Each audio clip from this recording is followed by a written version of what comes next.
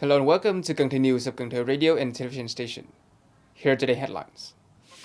A ceremony to announce and award the decision to recognize the new rector for the 2020-2025 school year of Cần Thơ University. A conference to summarize the work in 2023 and implement the task in 2024 of Cần Thơ City Home Affairs sector. Summary of judicial work and activities of the Coordinating Council for Law Dissemination and Education in 2023 and implement direction and task for 2024. Top news today. On January 12th, Cần Thơ University held a ceremony to announce and award the decision to recognize its rector for the 2020-2025 school year. Attending were Associate Professor Dr. Nguyễn Kim Sơn, the Minister of Education and Training, and leaders of the city, representatives of departments, universities, and colleges in the Mekong Delta. At the ceremony, Associate Professor Dr. Nguyễn Kim Sơn awarded the decision to recognize the rector of Cần Thơ University for the term 2020 to 2025 to Associate Professor Dr. Trần Trung Tính. Speaking at the ceremony, Minister of Education and Training Nguyễn Kim Sơn congratulated Associate Professor Dr. Trần Trung Tính while underscoring Cần Thơ University's significant role in the Mekong Delta's human resource development, which is crucial for the region's economy, society, defense, and security. He hopes that the new principal and the university will continue to finish the initiative to transform the school into a regional university. Associate Professor Dr. Trần Trung Tính expressed gratitude to all levels and sectors for their attention and expectations. As he assumes his new role, he and the faculty will continue to build on the successes and outcomes attained, working to transform Cần Thơ University into a world-class institution for training, scientific research, and technology transfer that will significantly benefit the Mekong Delta and the nation as a whole. Also on January 12th, Cần Thơ City Department of Home Affairs held a conference to summarize the work in 2023 and implement the task in 2024. The Home Affairs Department of the city has finished the task given by the appropriate authorities in 2023. As a result, 289 out of 295 tasks that have been implemented have been finished, while 6 are still being completed even though they're not due. 75% completion rate, having finished 221 tasks ahead of schedule. These are the outstanding results that were presented at the conference. Standing Vice Chairman of the City People's Committee, Mr. Dương Tấn Hiển, gave a directive speech at the conference, asking the City Home Affairs sector to expedite construction projects and revise home affairs policies and institutions following existing laws, encourage civil service reform, and refine the job position-based civil service regime paradigm, enhance the caliber and efficacy of cadres, civil servant, and public employees training and fostering, innovate the application of consideration for the promotion of civil servant professional titles, enact rules governing regimes and policies to identify, draw in, and employ gifted individuals, so on and so forth. On the afternoon of January 12th, the Department of Justice of Cần Thơ City organized a conference to summarize judicial work and activities of the Coordinating Council for Law Dissemination and Education in 2023 and implement direction and task in 2024. The justice sector in Cần Thơ City has fully implemented its tasks in 2023. Propaganda and legal educations are prominent. Use QR code scanning to obtain data and fill out online forms for administrative processes.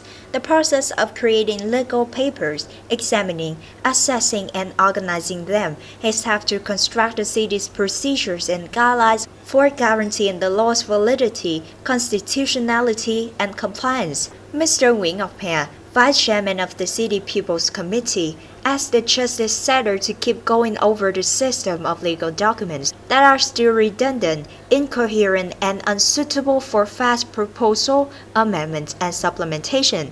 To get the best result, keep coming up with creative ways to disseminate legal education and propaganda, especially concerning the new laws that the National Assembly has enacted.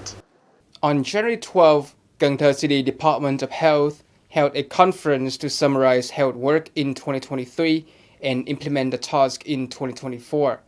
Vice Chairman of Cần Thơ City People's Committee, Mr. Nguyễn Thực Hiện, came for attendance. Despite numerous challenges following the COVID-19 pandemic in 2023, the health sector as a whole has worked hard to complete objectives and produce numerous outcomes, including the piloting of electronic health records at 106 medical facilities, a comprehensive cooperation agreement on specialized medical development in Cần Thơ City was signed by the health sector and the Ho Chi Minh City Department of Health.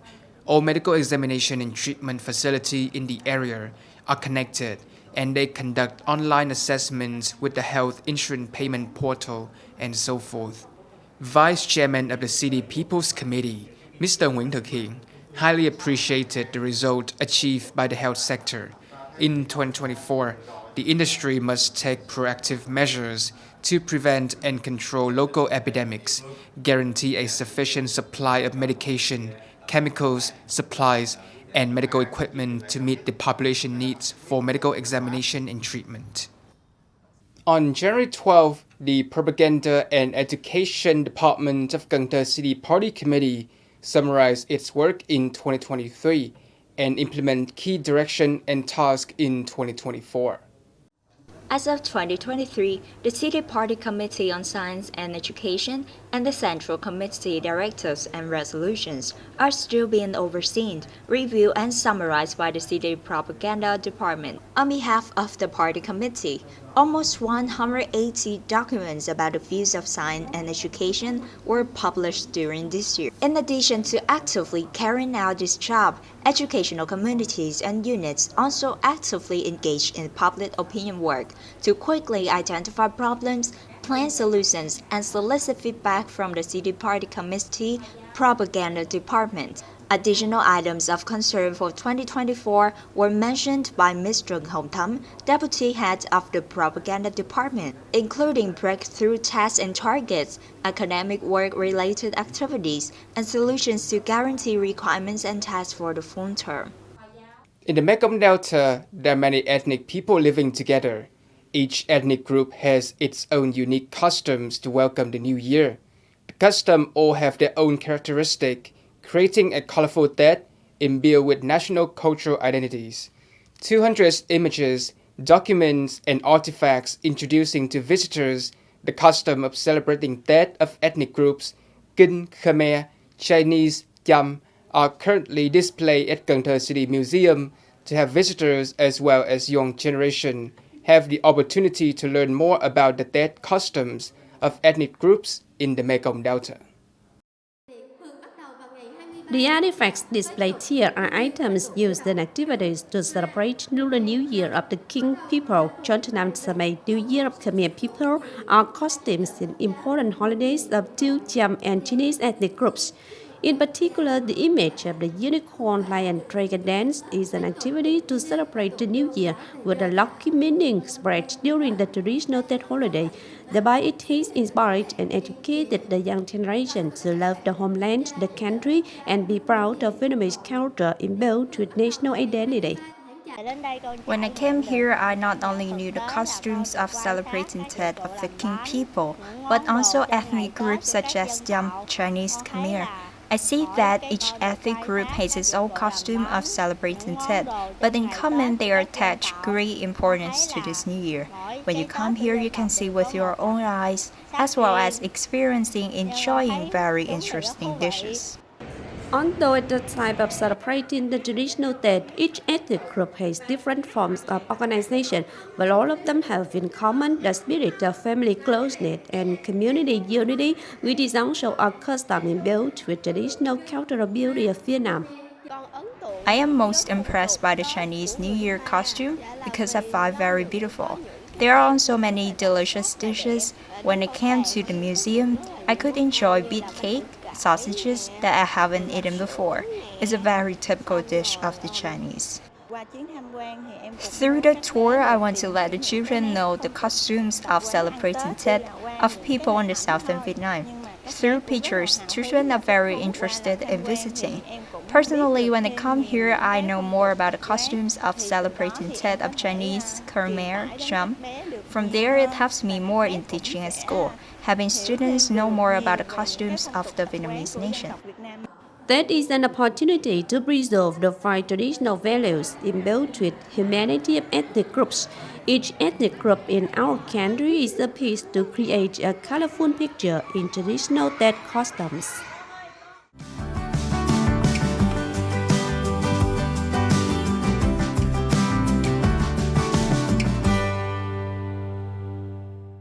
Coming up next is the weather forecast.